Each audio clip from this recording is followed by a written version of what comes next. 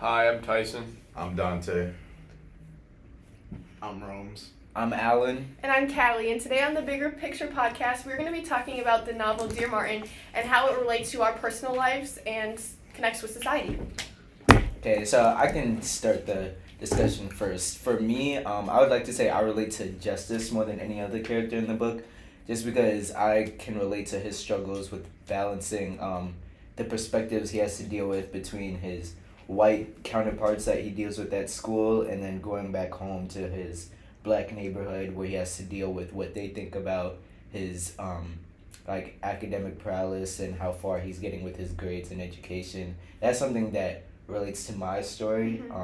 Sometimes my friends can go a little too far with the jokes on me being an academic scholar, and then another story I relate to with this is when I used to go to school in North Dakota, some of the white students, would like always question my knowledge. Every time I rose my hand, they would be surprised that I knew the answer. And that's something that he kind of has to go through as well. So I relate to Justice in that manner. I would say I would relate more to Manny than Justice, mainly because I grew up predominantly white. And based off of what was happening in the book, Manny's friends kind of, said what they wanted to him. And he didn't know what was right from wrong because no one ever taught me, what was wrong with what they were saying. And it's just, you have to realize that you don't really know what they're talking about or what they're saying, and it doesn't offend you until you really know. And now I've kind of got that perspective, and in the book you seen he got that perspective, and then shortly after that, he passed, but he learned eventually that what they were saying was wrong, and you need to say something about it. You can't just let them say that all the time. Yeah. In the book, I feel like I relate most to Mandy too.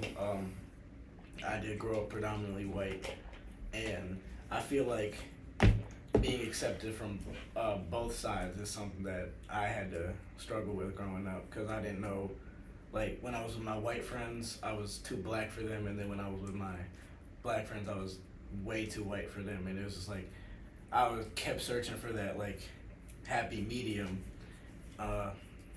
Like kind of how Manny does. And I also relate to what Alan said too. Sometimes when you think when you know the answer, and then people are like, no, you don't. Trust me, you don't. But they're wrong.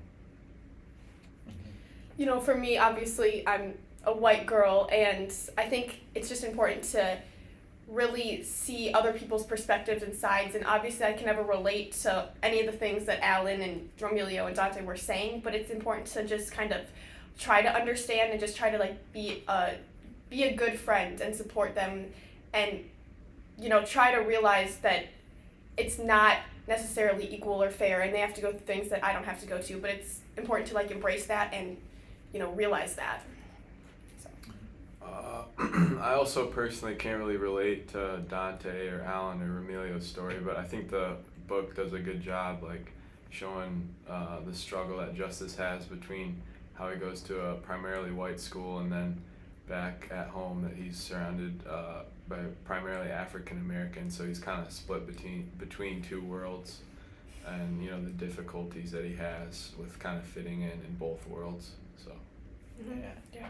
And then I just wanted to bring up the fact or the idea in the story, Justice's mom really is opposed to the idea of him dating a white girl, and so I just feel as if that's not entirely the way to go, considering the book is called Dear Martin, and he tries to relate himself to Martin Luther and try and follow in his footsteps, and we all know that his dream was for full integration, and so that's kind of against that.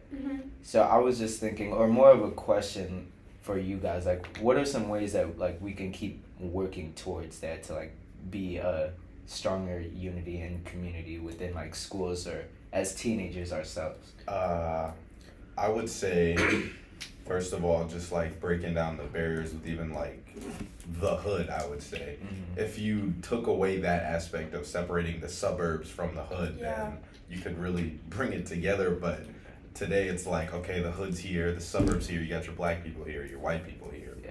And they say we're like integrated now, but we're still separated into these neighborhoods like here in North Minneapolis, mainly black people. Or yeah, that actually brings up another question because me and you were in African American history and we talked about cultural appropriation. Yeah. So when you say stuff like that, like I know you don't mean entirely saying accepting white Americans into what is known as the hood, but then it makes me think for you guys specifically, have you guys ever had any incidents where other ethnic groups accuse you of cultural appropriation? Like I don't know if you've ever had braids in your hair or anything, and someone made a comment about that. So I'm just wondering. For me, really, no. Like, nothing cultural appropriation has really occurred to me, but it's important for me, like, and I've kind of been raised this way, is like, don't judge or base people based on their ethnicity. You know, like, be inclusive, my parents have done a really good job of surrounding me by a bunch of different ethnicities. And, like, I used to live in Woodbury, and it was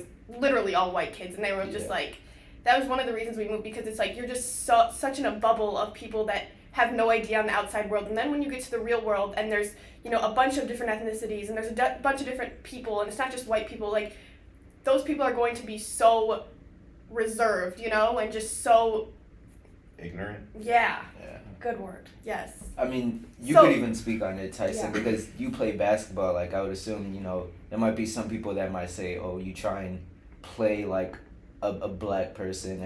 Has that something like that ever happened to you at all?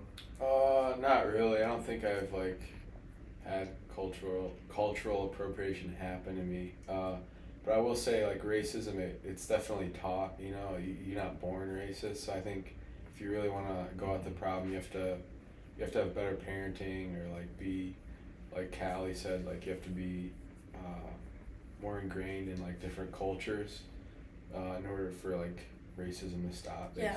basically. It's 90%, maybe even a little bit more than that, what your parents have taught you. Yeah. That's the bottom line to it. And it's like if history keeps repeating themselves with parents, our generation has to break that cycle. You know what I'm saying? You Yeah. can't just go based off what your parents are teaching you. That's why I think it's important we start like with how we are now, like teenagers or even kids in middle school. Like the more that we can like just see each other as just humans Mhm. and put everything aside. Not to say that there are certain things we shouldn't appreciate about each other's culture, but just to recognize each other as equals. Like the younger we start, the more we can progress. Right. So if nobody has anything else to add, I'd like to close this series off of our Dear Martin podcast, and thank you guys for listening in. Thank you.